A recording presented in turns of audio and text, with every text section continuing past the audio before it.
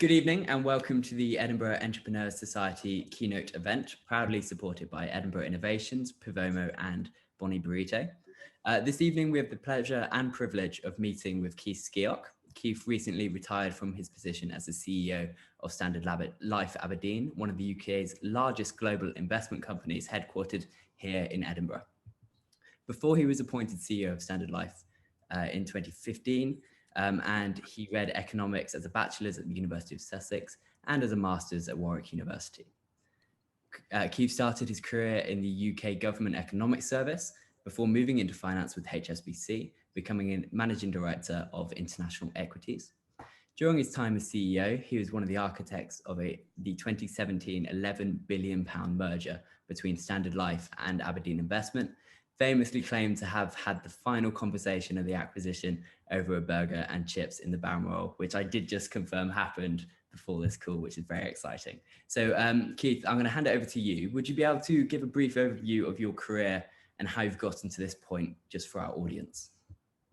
Yes, yeah, and I'll try and do it in 5 or 10 minutes. So if I go back to kind of where I guess you guys are, I went and did my postgraduate work at Warwick, and to be honest, thought I would by and large become teach in a university, and found that whilst I kind of loved economics, I didn't think I was particularly good at teaching. A period of teaching remedial maths to economics students I found really challenging.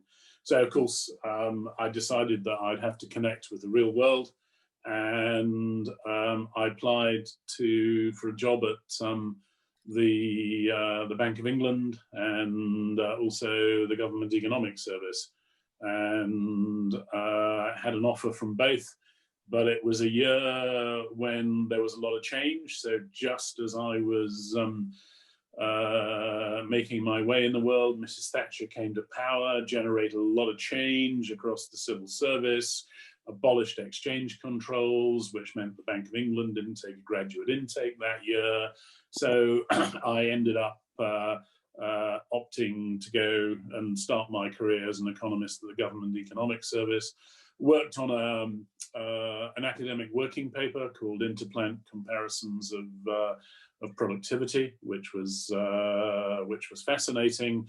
But then, partly as a result of exchange controls opening up, the City of London really started to take off. And in those days, they largely competed through research, because commissions and what you charge clients was fixed. So I joined a firm called James Capel, which was a stockbroker, a partnership, was one of the leading research firms, rose to be Chief Economist.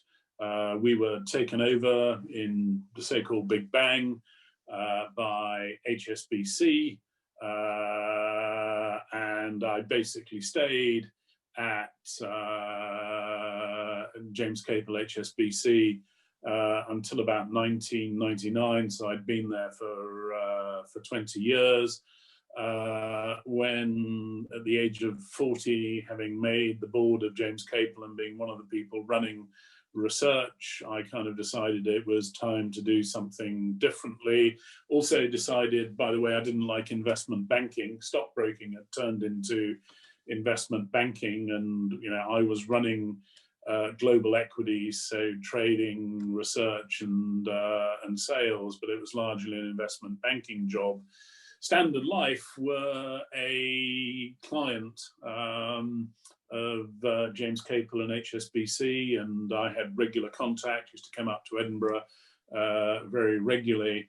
And one of the things we did every Christmas was we kind of had a pretty boozy lunch where, we picked stocks and markets, and there was a competition. The rule was if you're from Capel's, you couldn't win anyway. I was sat next to somebody who was going on and on about how they were creating a new investment company, and they wanted a chief investment officer. And I didn't really think that much about it until after Christmas, I remember I was going to the gym with a colleague, and he said, well, didn't you take the hint that they'd be interested? And I wasn't sure, to be honest. I wanted to move to Edinburgh, let alone to a boring Scottish life insurance company. But because they were a client, I thought I'd come and have the conversation. Rocked up, talked to a guy called Sandy Crombie, now Sir Sandy Crombie. Standard Life Investments had been floated off Standard Life. And actually, it was one of the most exciting moves I'd ever done. So, you know, taking the investment department of an insurance company to build it into a global asset manager. You know, at the time, we had 67 billion of assets under management, so we were quite big, but we had critical mass and no presence. So I spent the next, I suppose, 15 years you know, helping to build that. I helped set up the investment process as Chief Investment Officer. Then you may not be aware, but Standard Life went through a near-death experience in 2003, 2004. Sandy Crombie was appointed CEO, and he said to me, you know, I'd like you to replace me as Chief Executive Officer. And I said, well, no, because actually, you know, I'm having so much fun. I love markets. I love the people. And he said, okay, well, Keith, you you help me choose somebody, which was very smart. So for the next 3 months, as I was acting CEO, I interviewed people and thought, well, no, I don't think so. I'm not going to work for him. I'm not going to be told to by her. It was a very clever strategy. I eventually kind of accepted the role, and the kind of rest was history up until the merger. So, you know, one of the things I always say to people, Harrison, is, you know, I don't think it's about climbing. For me, it's never been about climbing the corporate ladder. Life ain't linear, and actually, you know, opportunities come out of the most strange places, and you need to be able to open your mind and kind of accept those challenges. So I've been very privileged and been up in Edinburgh now for 20 years for what I thought was going to be, you know, possibly a 2-year career move, which would have allowed me to change industry and return back to London. Fantastic. Can I just double check? Whilst you moved to Standard Life, you were no longer working for HSBC. They were just a client of HSBC.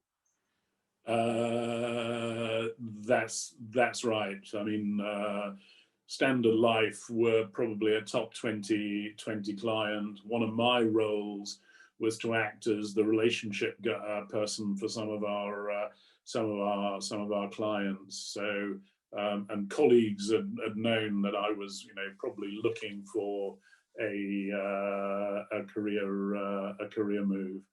Okay. So yeah. Sure, because that feeds into my follow-up question then.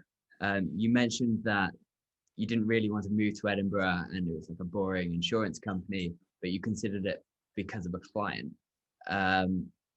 But, you know, it was sort of premeditated that you did want to perhaps leave HSBC beforehand. Is that right? Yes, I'd done 20 years, and as you know, the economist and the head of strategy, you know, there are only so many times you can forecast the inflation, current account, and GDP numbers, and remain excited by it. And the city was kind of moving away from kind of full service institutional stockbroking to much more driven by proprietary trading. And actually, I'd always enjoyed being out on the road with clients, but obviously I'd had a very long relationship with clients, and some people I almost counted as friends at Standard Life. So I didn't just want to go, no, it's not Scotland. I felt I should go and have a conversation. And to be honest, I was slightly flattered and slightly intrigued. And it's a plain journey I was very, very pleased I made. Fantastic. Yes. I mean, it was a brilliant opportunity for you. Well, in the end. So you worked in strategy. Would you say your experience in the government economic service has given you a more holistic view of the financial sector as a whole? Yeah, I think it taught me a kind of, well, three things, I think. One, one of the skills you learn is how to write briefly. And, by the time you do a detailed working paper, it almost is on the back of a postage stamp by the time it gets to ministers. So that's a kind of skill set about how you distill things. It was fascinating for a period of time, particularly during a period of change, to understand how government works, the civil service works, and how the civil service is different from politics and kind of how you get things done. I think the other thing that was really important was, it's kind of advice I give to anybody. So moving on, it was working with a fantastic bunch of people. So building that network of talent that you were close to, that you could go and talk to about issues kind of later on. I kept connected with a lot of people. So I'm very pleased that I kind of did that. And I think it's also, at a time when sometimes there's an overly pure picture of a CEO or a market animal. Actually, the role is much broader, and it's about how you connect. So it's a brilliant training ground. Fantastic. So would you say if a young person was going to try and simulate or repeat your career trajectory today, this would be a good way of approaching it, more of a technical role, and then move into finance? Well, it's always unique. And my first piece of advice to everybody is do what you enjoy, and make sure that you're doing stuff that kind of sits with your values.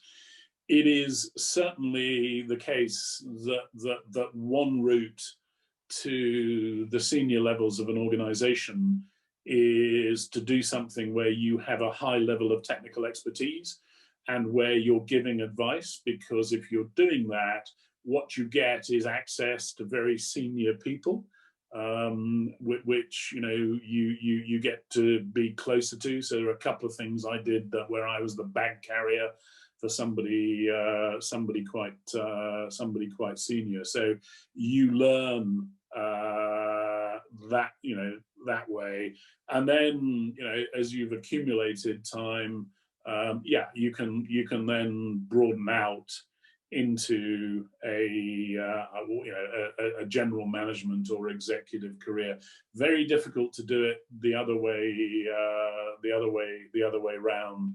And the financial services industry is very much a knowledge-based industry, and really does value insight and talent. And actually, I think one of the consequences of COVID will be content and advice and analysis is going to be valued even more. So from my perspective, if you do it that way, you increase your options further down the track. Fantastic. Yeah, brilliant. Okay. Now more about your role as CEO. Something very interesting about the merger was the structure of the executives, and you were famously co-CEO of Standard Life Aberdeen, and then later became the sole CEO. So was this, in your mind, a successful experiment, because it hadn't really been done before? Well, it's a little bit more common than you think. So Goldman Sachs, for instance, has had a history of having co-chief executives, and yes, I think it was a success, and I think history will look back and see it was a success. The most important part of having a co-CEO is when you have a merger. The most difficult thing is the way in which you bring the people together and you forge a common culture. And obviously, I had a whole bunch of people that I knew really well and worked really well, and so did Martin. And we needed to bring that together to, pick the best of the people and help create a common culture. I don't think that would have been possible if it was just one of us. And you've seen, I think, over the last 12 to 15 months, a big improvement in culture, dialogue, engagement, as the merger and the transformation has kind of rolled on, and I think the co-CEO kind of laid the foundations for that. It also allowed us to do a lot of stuff. Martin was on the road a lot, talking to clients. I was dealing with the transformation, both of us talking to investors. So I think the proof of the pudding is always in the slightly longer run. We always said it would take 3 years before you started to see visible signs of the merger being a success. That third anniversary was this August, and I think on the people front, as I say, you're starting to see these things kind of come through, and it helped that Martin and I, we're very different, but that's helpful, and we've always got on. Sure. So you mentioned there that you predicted a 3-year timeline to realise the potential for Standard Life Aberdeen, but of course, there's lots has happened since, right? So there's the increased risk of a no-deal Brexit. Literally, I believe it was last week or the week before, Boris Johnson strongly hinted that this is a strong possibility, paired with the prolonging of COVID restrictions. So how has this affected your predictions for the firm? Well, I think two things. I think I actually said, just to be painful about the detail, that it would take 3 years before the signs of success started to emerge. I actually think it'll be up to, it'll be 5 years before you see the full benefit, because this creates a lot of change. I think the combination of Brexit and COVID,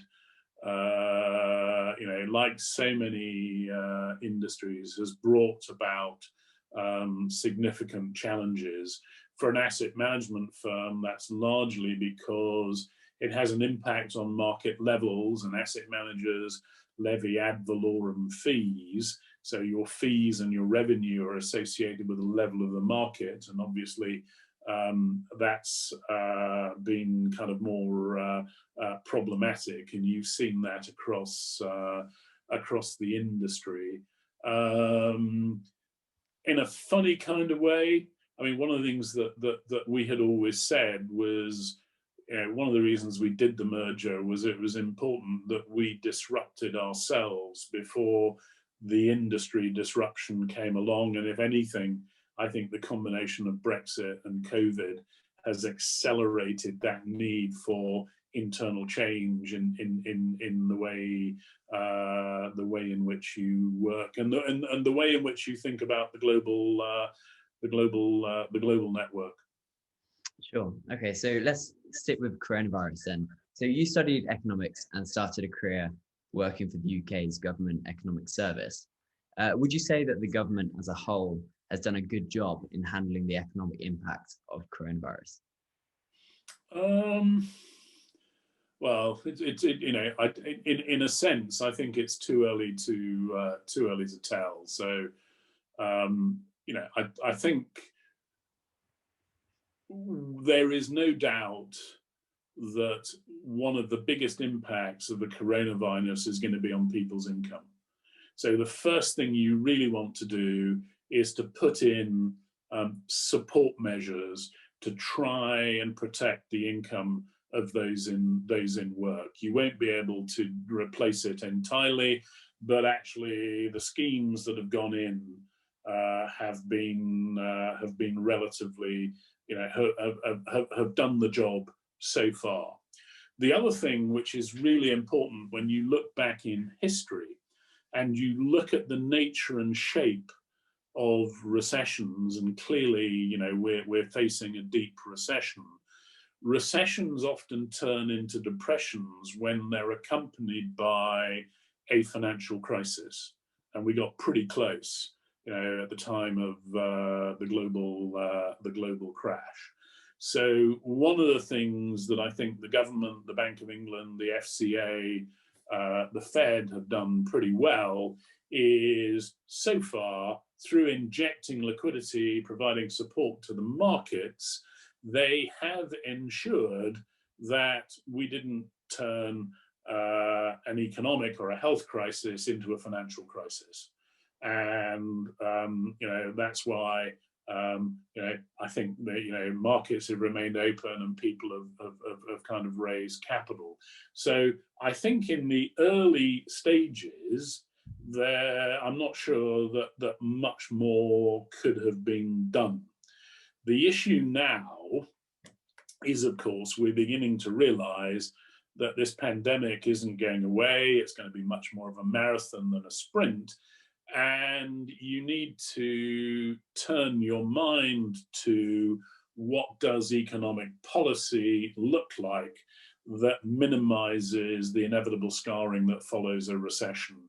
And to be honest, I think the jury is just out. I think governments have been working quite hard to keep us where they are, and they're only really just starting to think about those forward-looking aspects of policy. Big move, big statement from the IMF the other week about debt. I think that's really important. The fact the FT is calling the end to austerity. So I actually think governments will be judged not by what they did in 2020, but when we look back, I was going to say 2025, hopefully from 2022, when the pandemic is behind us, and we look at the shape and nature of recovery. So, I think so far so good on the policy front. Communication, I think, could be a lot better though. Sure, yes. And I agree. It was definitely an interesting article when I was reading through it, especially for the developing countries. I think they talked about Zambia and countries like that. But it's very interesting if we were to focus on the UK, so already developed countries, right? We've seen Standard Life Aberdeen actually not go to Davos, for example. Normally they spend £3 million operating a whiskey bar. Just for the audience context here. I wouldn't believe everything you see here in the press. That was going to be my question. It doesn't cost £3 million. Yeah. Okay, right. Regardless, they're not attending, and they've taken the money and they're putting it into the community. Yeah. But could you consider this a fault on the government's part that the private sector is having to get involved with community support systems? No. So I think it's a time when we all need to work together. And, it is certainly the case while the government's doing its bit, inevitably when debt is at a relatively high level, you're going to get an explosion of debt. And the burden of servicing that debt and repaying that debt is going to fall on future generations. And so there is a fine balance that needs to be struck. And certainly, the government could not wave a magic wand and simply replace all income. And it isn't all seeing and all knowing. And certainly, what we were thinking is, whilst we had budgets that we use for bigger marketing purposes, if we could repurpose those and use those to help people in immediate need, that would be important. And I think the other trend that kind of lies behind that is being a good citizen in your local community. It's something I think has always been really important to me, very, very important to standard life. So we did stuff in Edinburgh, we did stuff in London. We supported food kitchens in Boston. We bought ventilators for hospitals in Malaysia. And that's because people were trying to work out where the need was most pressing in their local community. So I'm a great believer in a mixed economy, but I don't think government can do everything. Sure. So this is where ESG investment comes into play, isn't it? Really. So ESG has more of a focus on the sustainability. It stands for environment and social governance. Correct me if I'm wrong, just for the audience of context. So why should the general public care about ESG? Because many feel detached from the finance industry as a whole. So for the finance industry to start prioritizing ESG, why should people care? Well, I think they do need to care. So we are well aware, given all the issues that are associated with climate change, that the economy is going to have to decarbonize, and hopefully decarbonize on an accelerating trend. That is not something you can do with a magic wand. It actually needs finance in terms of the new technology. It needs finance as oil companies or other users of carbon fuels actually change their business model and their operating model. Without the finance to support the transformation, that would lead to an awful lot of job losses. So I think the other thing that's really important is, people tend to, disconnect finance. Is it important for their daily lives? Well, but at the end of the day, there's that little identity in economics that says savings equals investment. Actually, it's the savings of the average person in the street that are used to invest and provide finance in companies and facilitate, a better way of decarbonizing, a faster route to net zero. And certainly, all the work we've ever done at Standard Life Aberdeen, and we're big believers in this, also suggests that if you're going to generate a decent return for people, and at the end of the day, that return is what helps them build a pension and retire and do all of the things that they want to do with their life choices.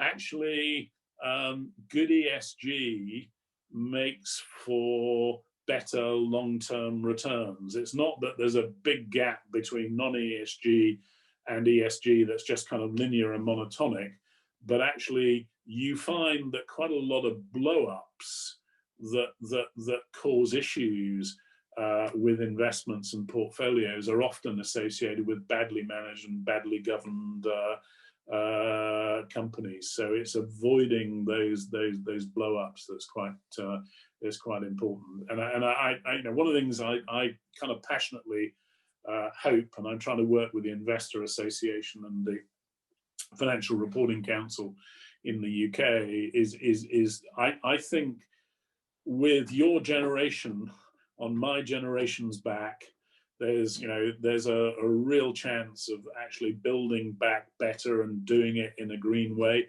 Every now and again, there's a sense of opportunities to get things done, and we need to seize it. And I think that's about connecting people's, the investment that needs to be made if we're to get to recovery, with people's savings and people being proud of actually, what their investments can deliver, because it can have a real impact. It definitely can. I don't disagree. But over the summer, tech firms boomed, right? And some of whom have notoriously bad governance and use large quantities of energy, rare earth materials, and other less sustainable inputs, right? So they're doing really, really well. So do you really think ESG, especially in the tech space, offers a better return for someone wanting to protect their pension as opposed to just Yeah, I do. I think over the longer run, and I think it's also the case. The last time I looked, by the way, that companies with good ESG credentials have kind of outperformed the broader market and the resource stocks. But this isn't about year-to-year return. This is about delivering over the ability to deliver over decades. And there's a whole bunch of really good academic working papers. One from the Stern School, another from Harvard Business School that make the point really quite eloquently. So yeah, I think it really is a time to focus on the long run and be thoughtful about how you do it. These investment is for the long run. It's not for the next 18 months. Sure. Okay. So in the UK, there's a lot of governance and transparency, at least measures to improve governance and transparency. Do you think this translates into the UK being a less desirable place to do business? I think there's always got to be a balance, but no, I don't. I mean, there's a lot of academic research that also shows that when people talk about bureaucracy and economic impact and tax, one of the things that investors value above all is the rule of law and good governance. And I think the UK is an important part of that. I think the other thing that's really important, when people talk about the UK, the UK has always been and built its long-term reputation since the 1880s on being a window on the rest of the world. So, if you look at the FTSE, 70% of earnings actually come from overseas.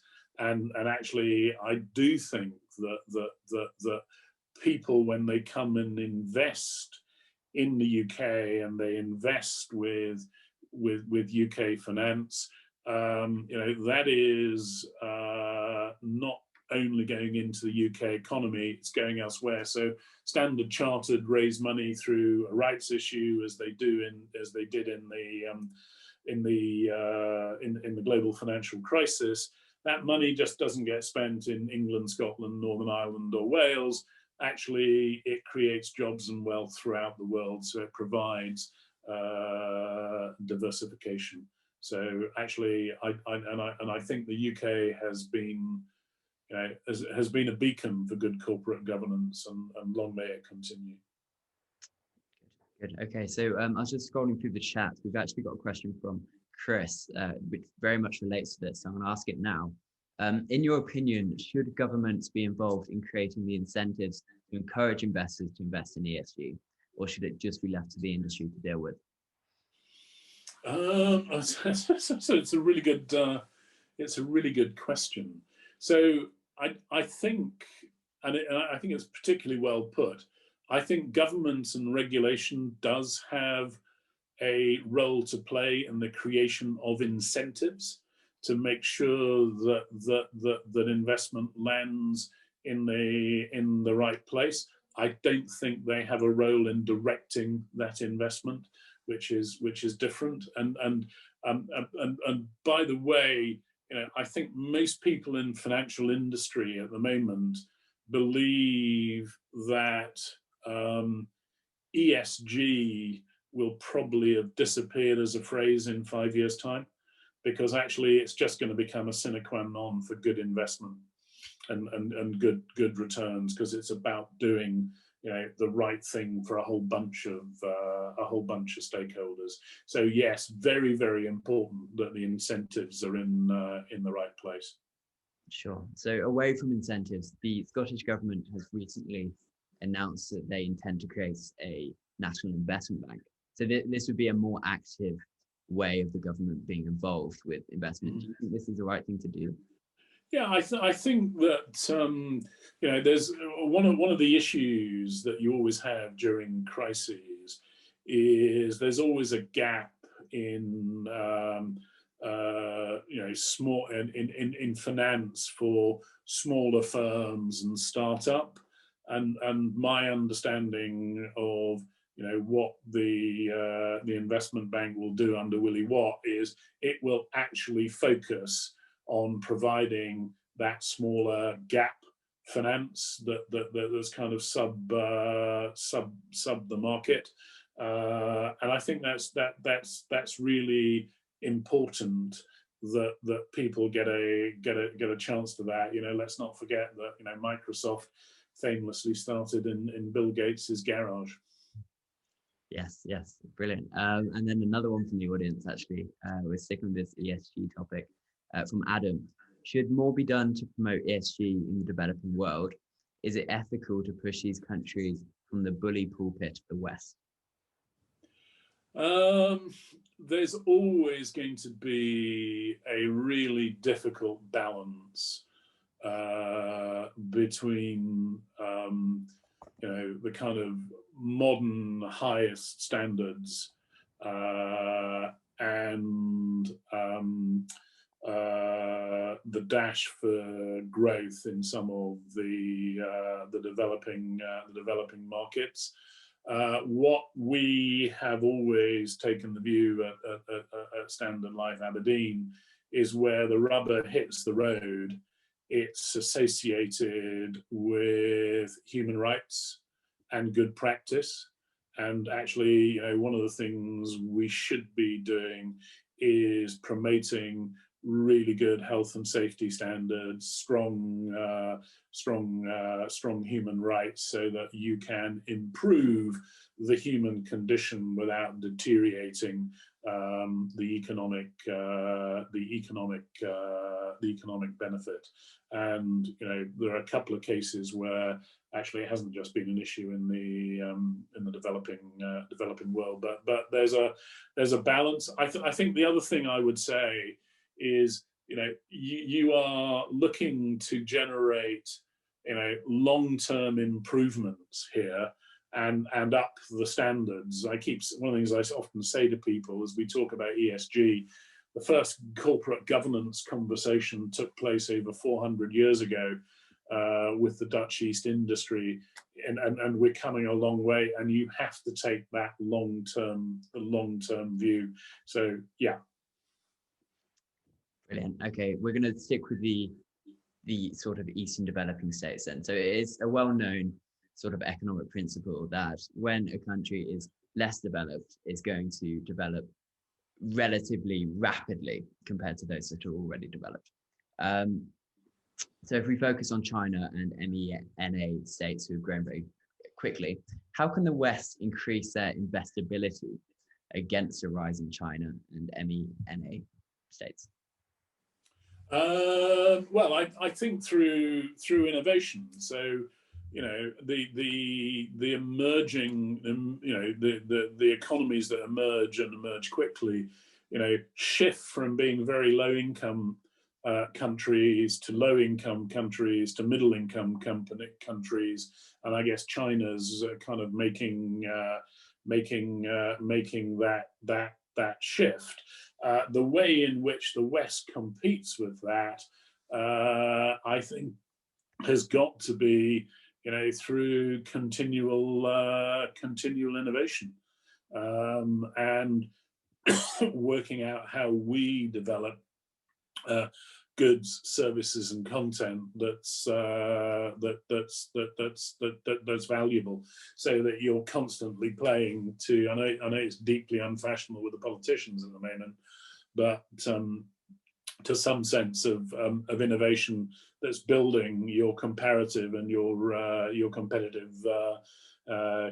advantage. It's been a long while since Scotland was an efficient producer of jute, or jam, and it isn't really, you know, I think our future. So innovation, and the United States has shown this unbelievably strongly, you know, is incredibly incredibly important, and is something which is valued by society. Somebody was telling me the other day, I think Zoom, the market cap of Zoom, by the way, is now something like, I think it's 5 or 6 times that of Exxon, which is unbelievable.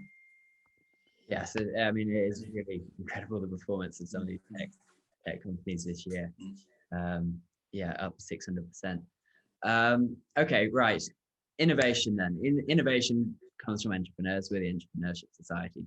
So do you think that there will be a significant entrepreneurial spirit amongst the UK workforce post-COVID, or should there be further intervention to boost this? I think they will do, because necessity is the mother of human invention. One of the things, you know, I've been struck by, you know, just as we were caping with, you know, within a 2-week period, moving from, you know, 90% of people in the office around the world to 95% working from home, the human spirit that delivers that in an innovative manner, I think is you know, has been phenomenal.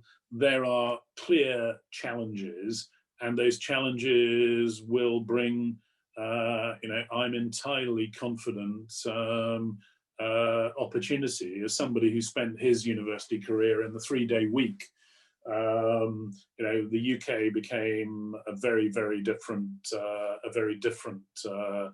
a different place. And I think what's important is that really 3 things: that that desire to innovate is facilitated, so finance is made available, and I know it is something that the Treasury and the Bank of England, as well as the Scottish Government, are kind of thinking about, and how can you make permanent capital and advice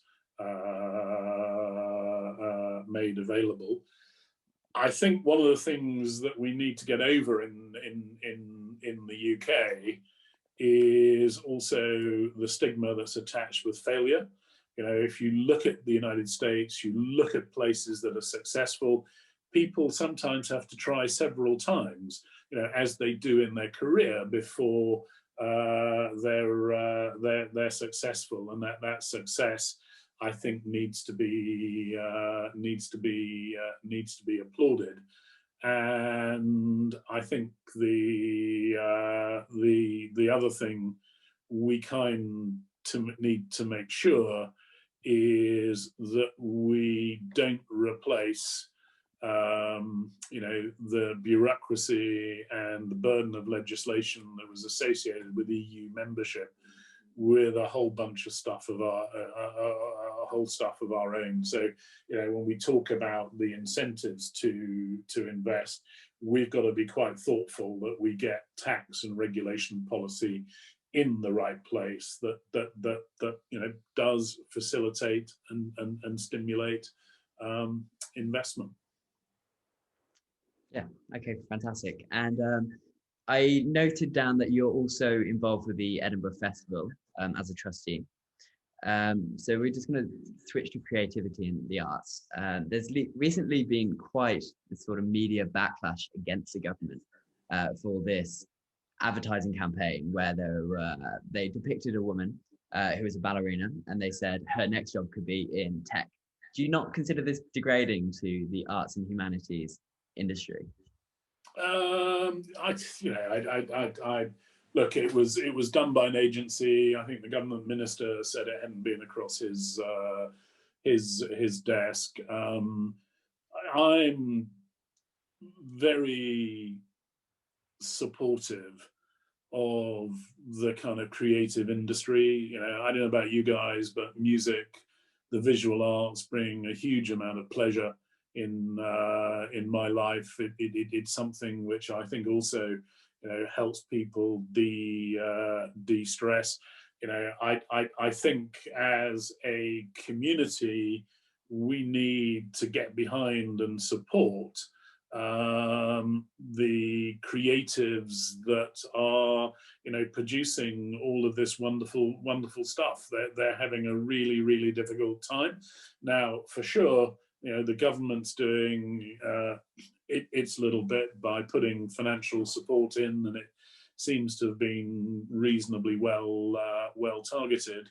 But there are lots and lots of artists out there who are anxious to perform, find new ways of performing, and they need our support, not just emotional support, but they need our financial support as well. Sure, because the UK as a whole is very much consumption-driven economy. So when you were saying there that you have a great appreciation for music, I think that's something that's sort of intrinsic to our population. So my follow-up question was going to be, do you think enough has been done to support the arts, leisure and hospitality? You've already said that the government started targeting certain areas and that we could finance. But do you think we're not going to see any real results until we can actually go out and start seeing performers live again? I think that's going to be difficult, but the other thing I think is really quite important, and one of the good things about America is that culture of philanthropy. That actually there is a reasonable amount of private sector support. So the government, I think, is making difficult choices, and actually one of the things it needs to start doing, I think, and I think this comes back to communication.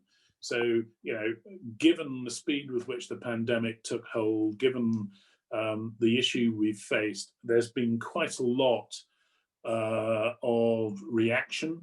I think actually for planning, what needs to happen is it needs to start setting out its stall so that people can start thinking about how they plan with some degree of uncertainty, and that's particularly important, I think, for small businesses and self-traders. So working out what that framework looks like that's going to generate support and get us from here to recovery becomes incredibly important.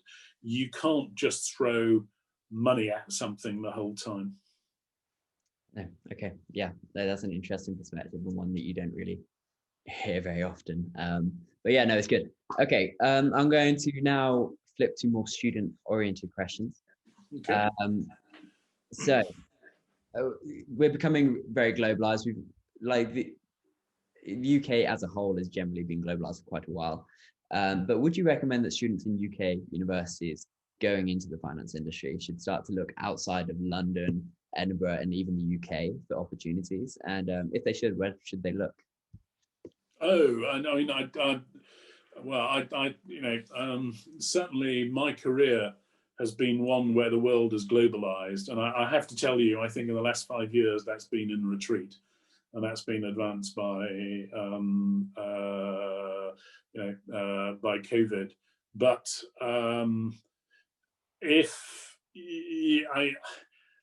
international experience is a wonderful thing, and actually truly understanding, if you want to run a large organization, you're going to have, there's never such a thing as a single culture. There are lots and lots of subcultures, and I think it's really important to understand the diversity of cultures around the world. So I would get as much global experience as you possibly can, and the earlier you do it in your career, the better. And to some extent, does it matter whether those are formative things that are learnt in Africa or Latin America? or elements of Eastern Europe. I think it's about getting broad global experience and just experiencing what that means, and the diplomacy that's involved in negotiating kind of through stuff. I would also say that one of the things it does do is something which until COVID was underestimated and perhaps undervalued in executives. It builds in resilience as well. And it's quite important, I think, with all of this stuff going on, that there is a degree of resilience, and as we'd say in Yorkshire, there's a bit of grit as well. And you learn that from having different experiences away from your support network. I think it's particularly important for Brits. We have lots and lots of people that come to the UK from overseas, and they're getting that. Brits need to get out a bit more. Sure.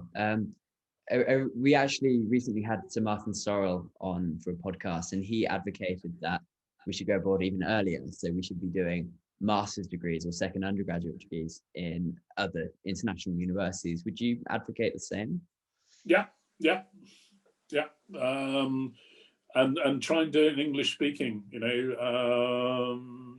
We've lived in the century, and we had the privilege of English being the world's language. I'm not sure that will necessarily remain so in the next 50 years.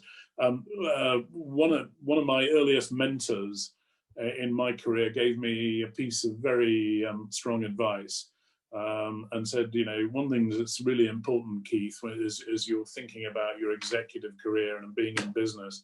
You have two of these and one of these. Use them in proportion, and actually, I think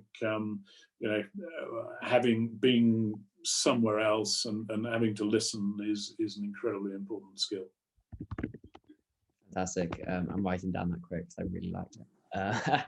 So we've got a question from Jasmine in the audience. Could you please elaborate on how technology has changed the financial job market as a student going into the job market now? So does that make sense? Yes. I mean, I think your generation has a big opportunity, because I think most of you are technology competent and not kind of scared of it. One of the things I was saying to somebody the other week is, when I started, there wasn't even an internet. There were no mobile phones. God knows how we'd have coped in a pandemic, sort of writing letters and doing everything on the via snail mail and on the telephone.